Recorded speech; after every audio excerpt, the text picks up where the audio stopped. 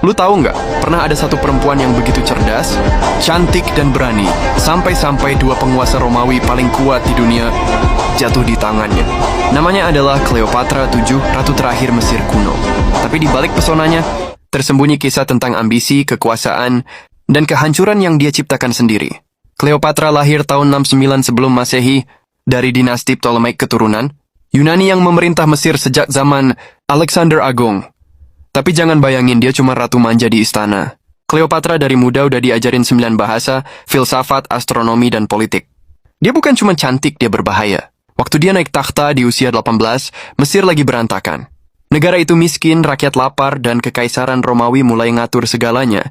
Bahkan, Cleopatra nggak sepenuhnya berkuasa, dia harus berbagi takhta sama adiknya sendiri, Ptolemy Tigabelus. Tapi seperti semua kisah besar kekuasaan, saudara jadi musuh. Ptolemy bersekongkol buat jatuhin Cleopatra. Dan Cleopatra? Dia nggak tinggal diam. Dia kabur dari istana, ngumpulin pasukan, dan nunggu waktu buat balas. Kesempatan datang waktu Julius Caesar, penguasa paling kuat di dunia, datang ke Mesir.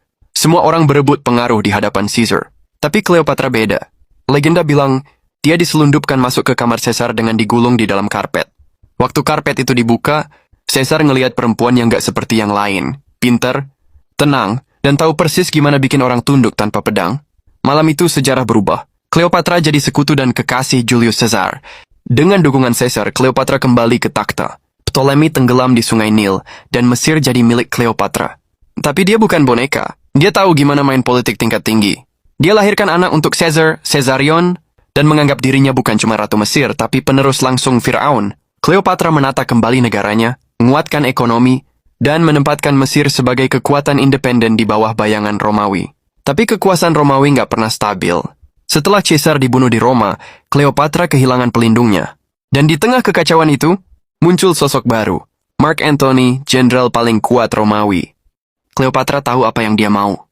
Dia undang Antony ke Mesir bukan dengan pasukan, tapi dengan pertunjukan kekuasaan. Dia datang dengan kapal megah, berlayar di sungai Kilikia, mengenakan pakaian emas, parfum semerbak di udara, medasi cahaya obor memantul di air malam. Antony terpikat.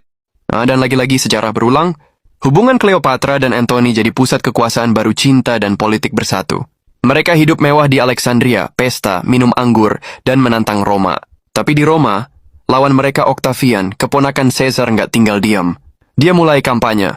Antony sudah diperbudak oleh penyihir Mesir. Dan rakyat Roma percaya.